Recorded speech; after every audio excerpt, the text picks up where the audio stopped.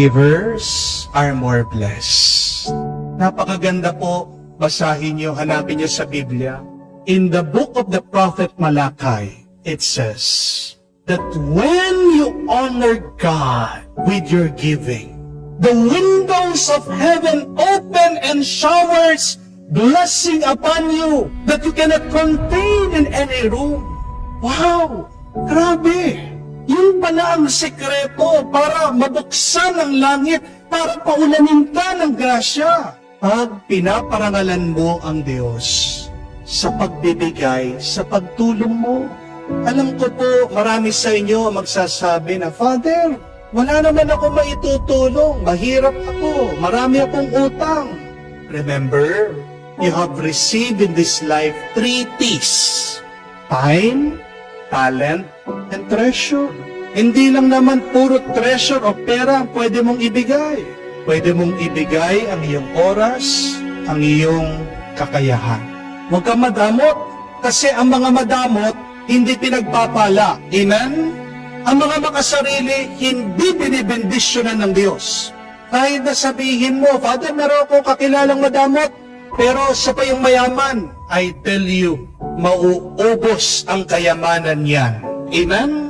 Hindi ko po alam kung kakilala niyo si Shaquille O'Neal, yung pong basketball NBA player. Napakayaman pong tao niyan. Bakit po umunlad siya? Dahil magaling siyang basketballista? Yes. Kaya yumaman siya dahil matalino siya? Opo. Nakatapos po siya sa university. Bakit ba asensado siya? Dahil marami siyang business? It's one of the reasons. Pero alam niyo po, dun sa narinig ko, napanood kong interview sa kanya, kinuwento niya, yung sekreto bakit hindi siya nauubusan ng pera. Nung maliit daw po siya, tinuruan siya ng nanay niya na huwag niyang papalampasin matapos ang araw na wala siyang tutulungan na tao. Shaq said, he always make it a point that he would bless somebody every day. Kaya nga po, minsan, pumupunta po siya sa grocery. Pag napansin niya, meron pong tao na hihirapan magbayad, siya pong magbabayad sa grocery. Kung minsan po, naglalakad siya sa daan, makakita siya na nagpapalimos, bibigyan po niya. Bibili pa po niya ng damit. Minsan po, pupunta siya sa mall, may makikita siyang maliit na bata, tinitignan yung laruan. Tatanungin niya, yan bang gusto mo? Sige, kunin mo na. Bibilin po niya. Napakaganda pong attitude, no? To bless somebody. Yan po yung magandang pananaw, pag-uugali. Sana bawat araw pagkagising po natin, no? Yan yung agad nating iniisip. Pagkamulat pa lang na mata mo, sana maisip mo o planuhin mo, sino kaya ang matutulungan ko ngayon? Sino kaya yung mapagbibigyan ko?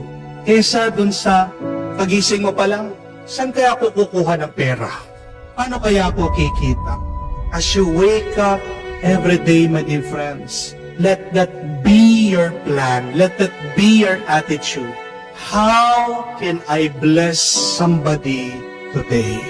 And do not worry that when you bless somebody, despite of your situation, God sees what you're doing. And God will give you overflowing grace.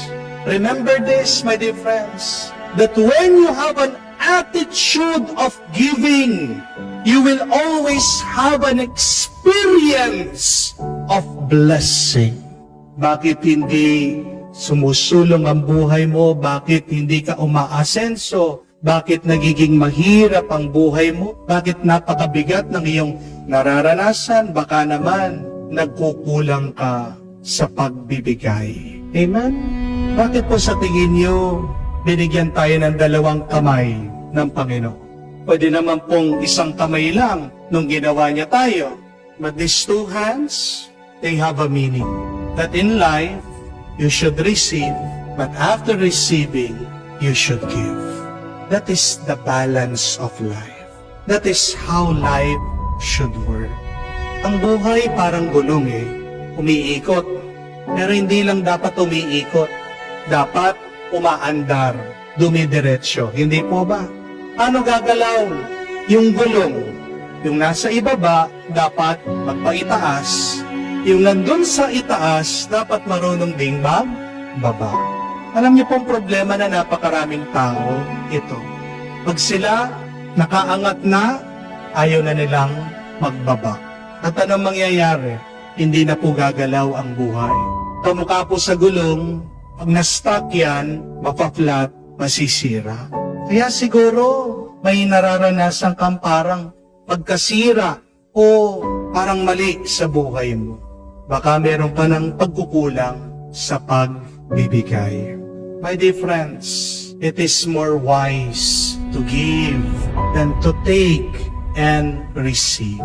Give because you will become a lot happier. Give because you will become more blessed. We have received the body of Christ. Please, be Christ's body to others. And when you become Jesus' body to others, you become a heaven sent. Alam niyo pa po kung anong mabuting balita? Ang mga nagiging hulog ng langit sa ibang tao, darating ang araw, sila'y makakarating sa langit. Magdasal po tayo. Naway tayo palaging tulungan ng Diyos. Pukawin niya sana ang ating mga puso't damdamin. Gisingin tayo sa katotohanan na ito, that it is better to give than to receive. Thank the Lord for receiving His body. Please bless somebody today, every day,